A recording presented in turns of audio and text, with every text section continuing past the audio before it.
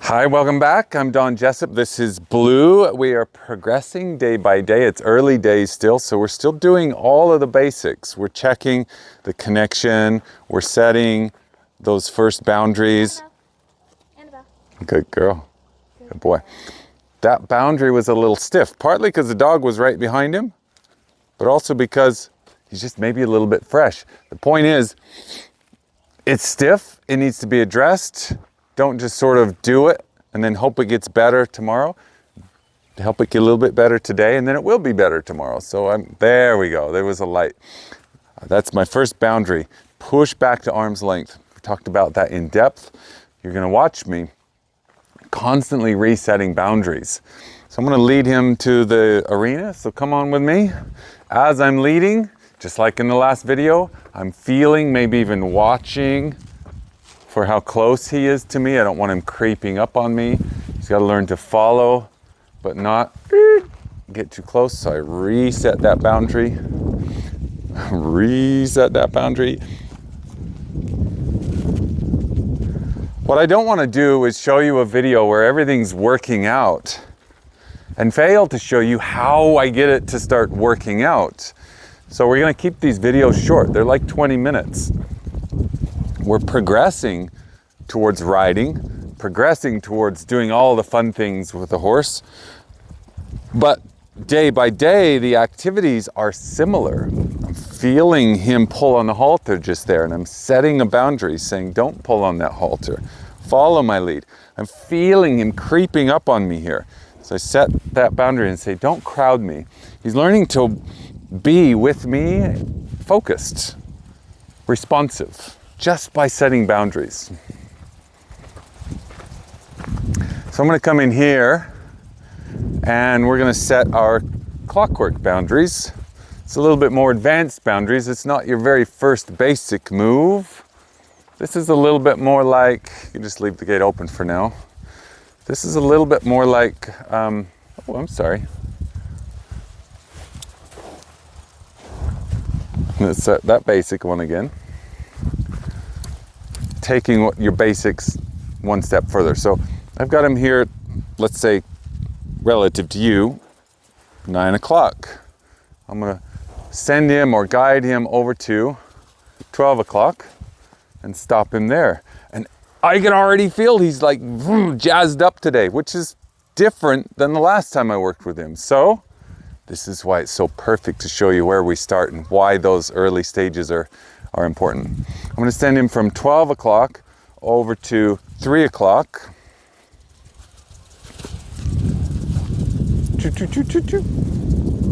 Now, technically, you can use your hands, you can use your rope, you can use a flag.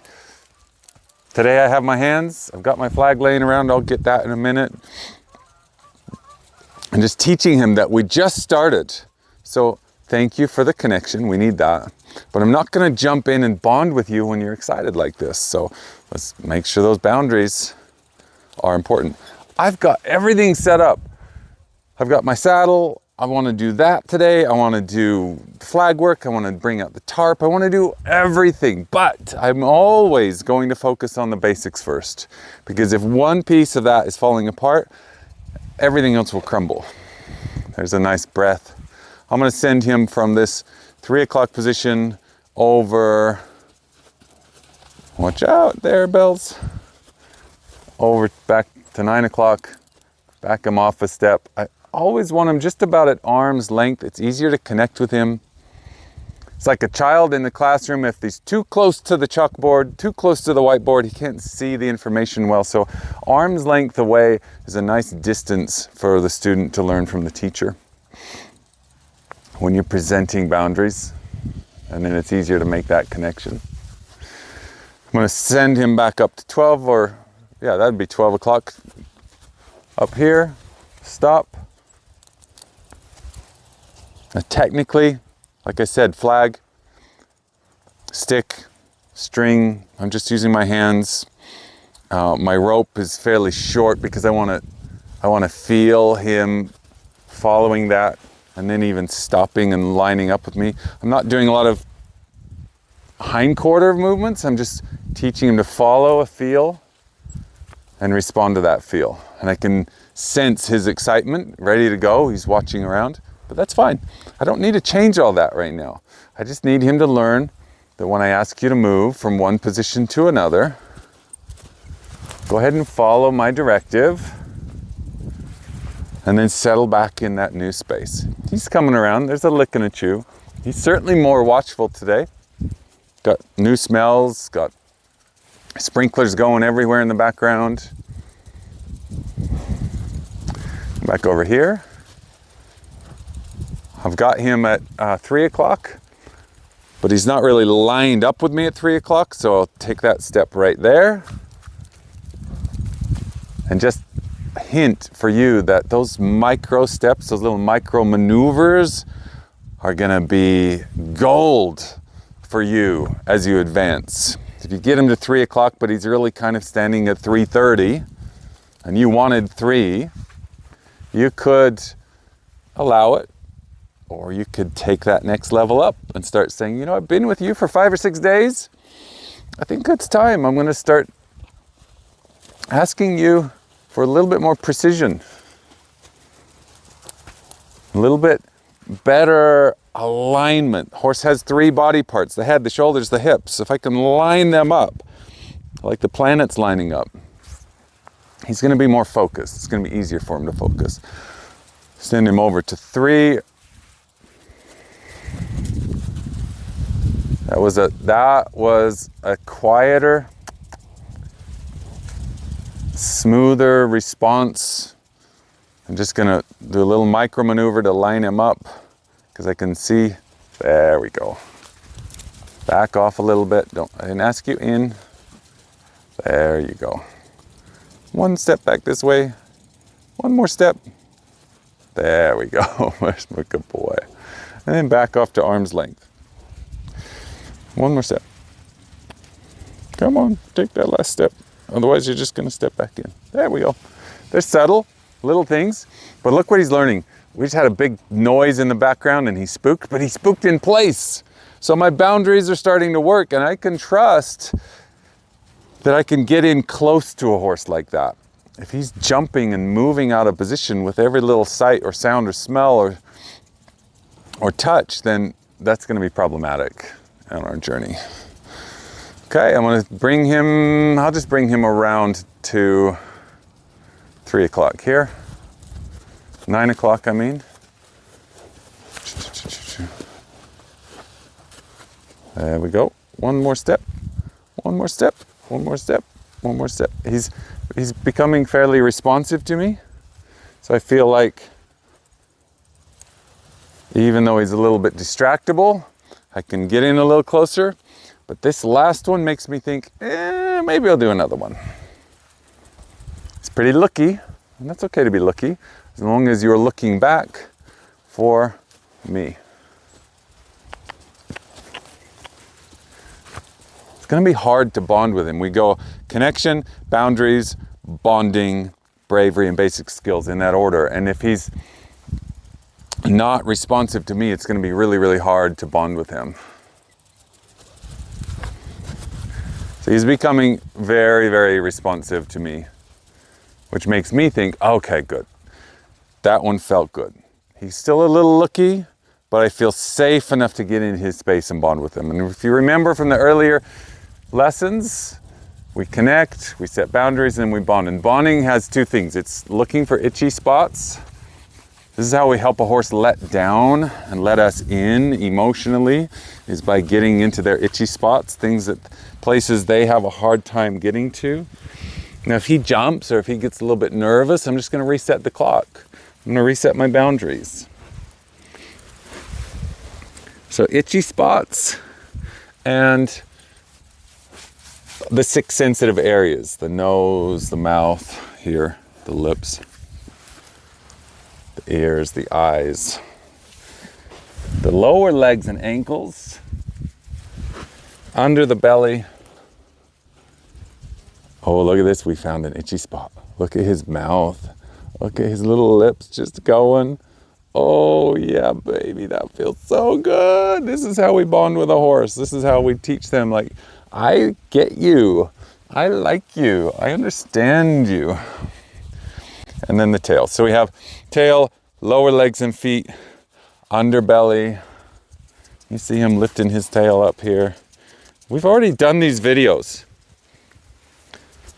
but I'm gonna do them every day. And that's why it's part of this 20-minute YouTube session that I'm teaching you, is I'm not just doing them once and then forgetting it. It's part of who we are as a team, Blue and I.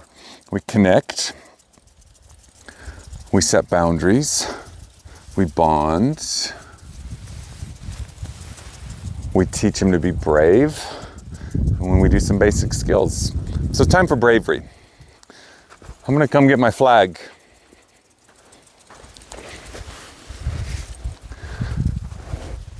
We've done some flag work already. This is a different flag. And he's got an interesting look related to the flag. What I'm gonna do, instead of just rubbing him all over at first, I'm actually gonna use it more like a driving tool. I'm gonna teach him to be responsive to the flag and not just brave. If he's responsive, then he'll be braver than if I just like throw it in his face and say, be okay, please, be okay. I'm actually gonna use it more like a multi-use tool and say, let's go from this position here at 3 o'clock over to this position here at 9 o'clock, and use the flag to guide, even stop him. And if he goes too far, stop him on the other side. Then he gets used to the motion, but also responsive. And he starts to figure out that it wasn't such a scary thing after all. Then when I do present it to him, I'm gonna let him smell it, explore it, and then I'm gonna rub him on his head first. It's like every tool I use is a grooming tool. Even my saddle is a grooming tool. Uh-oh, boundaries, please, creeping up on me.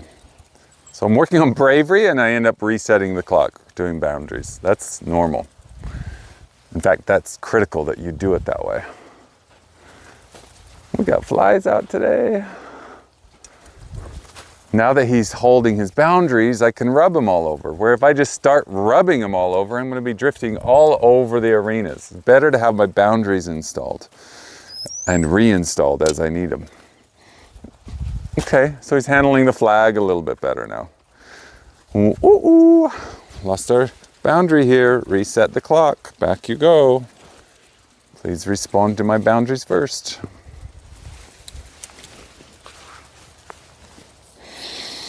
Okay, good. Now we're braver. Next bravery test is what we call a flash test.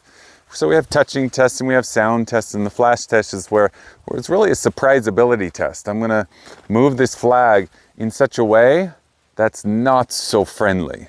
It's more like out of the blue, surprised, not even fair for the horse. However, if I teach him, reset the clock, sorry that thing came out of the blue like that. I know that's not fair.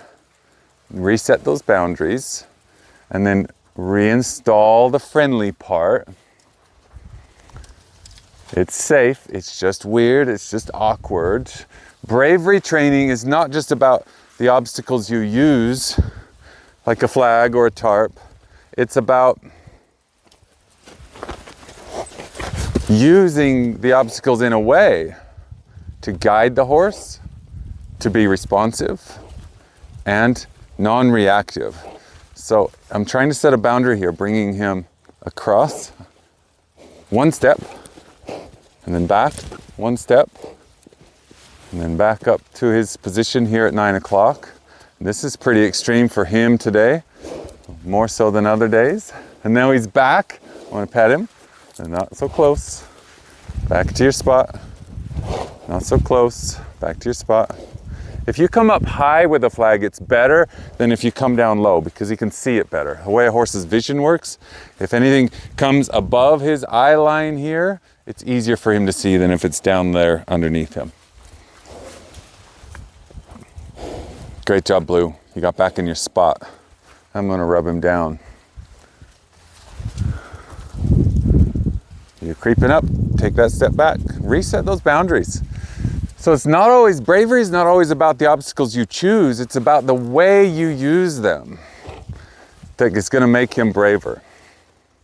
So you can use an umbrella or a tarp or a bag, but if you're not setting boundaries with that tool, they're not going to be as good about it. They're going to be more skeptical about the tool itself. If you're only using it in a friendly fashion, they'll learn to trust it if it's being used in a friendly fashion. But if it comes out of the blue and something sudden happens, then they'll be skeptical about it just like any horse. So the point is, when you do flag work, any kind of tarp work, flag work, umbrella work, you want it to be a multi-purpose tool. Move, respond, be responsive to it, groom them with it, love them, show them it's all safe and okay, it's all positive. And then, back off please, and then bring out the extreme surprisability or flash test once they're fairly grounded. And when they become ungrounded and they're flying around, reset the clock and restart those boundaries. And before you know it, he's going to be non-responsive or non-reactive to the flag. Okay, how are we doing for time? Got about 5 more minutes. About 5 more minutes? Perfect. And I brought out my saddle. You can show him the saddle. It's here. It's ready. But in my 20 minutes today, I'm not going to get there. What's more important than learning the saddle and the riding and all of those things is him learning how to be around me, how to think around me, how to respond. And by doing these 4 B's and the connection, here's my connection, by doing that every time, I get a really good read on how responsive he's going to be and how far we can go that day. And he will carry the saddle. And we'll get there. You'll see that process. He will do the circles. He will carry me and learn to walk, trot, and canter. All in a 20-minute session, but instead of taking a lot of information into one day, we're taking a little information and stretching it out so he has a good experience as well. Okay, he's kind of grounded again. We're going to do our surprisability test. Here it comes. Comes out of the blue. There's no sense to be made from that, from his perspective, but he learns to be grounded and spook in place. Here it comes from the other side now.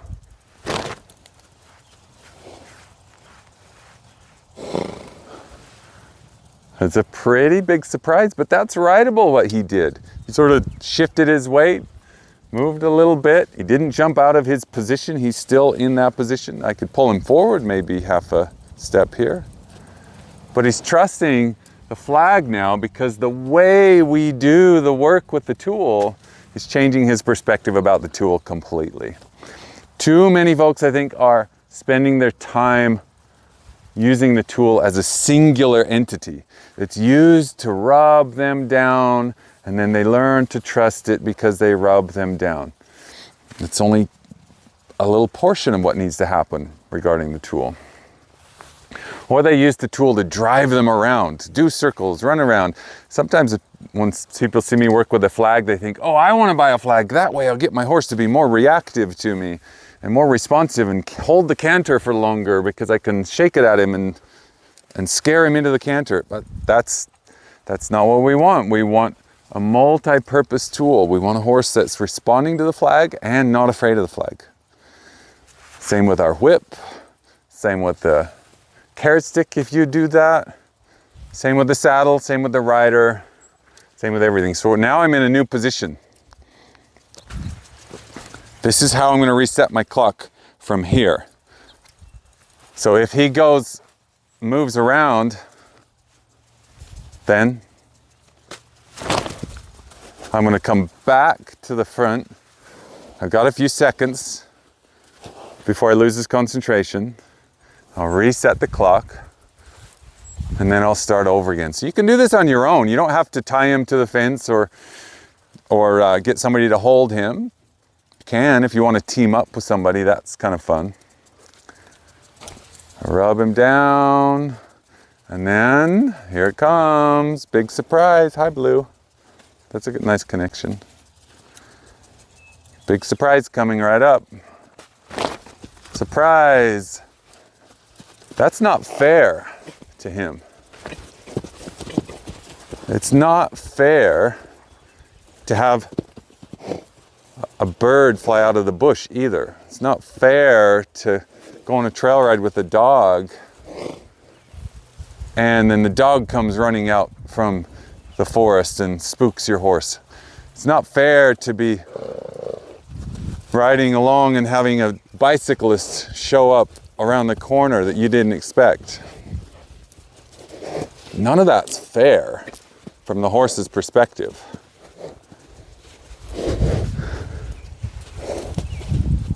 So all I'm doing with that flag, you see me shift from a driving tool into a friendly tool? That's what I want you to watch for. Watch me shift from a driving tool to a friendly tool. And how does he know that it's meant to be friendly versus a driving tool? It's all in me. It's my intention, my direction. We'll see if we get one more. And if we don't master this today, then that's okay. We're going to master it tomorrow or the next day. We're taking one lesson, spreading it out over days instead of minutes. And he moves again. I come back. I reset the clock. This time he's more responsive to the flag and not as reactive. And wouldn't it be great if I could get him to just trust me back there and trust that he can handle surprises? But do you know what would be even better? For me to trust him. So this work is teaching him, if you stand your ground, we're good. We're a great partnership. If you move around so much, I don't know if I can trust riding you. It's no wonder. If you get stressed and you don't stand your ground, it's a simple stress test. If you don't stand your ground under stress, I don't want to be on your back. So these bravery tests and bravery training tools are excellent for that. How are we doing for time? 2 minutes over. Okay, we're going to quit right here and then we're going to just continue working with that stress test over time. I'm just going to reset that boundary one more time so we at least get an end in the right spot.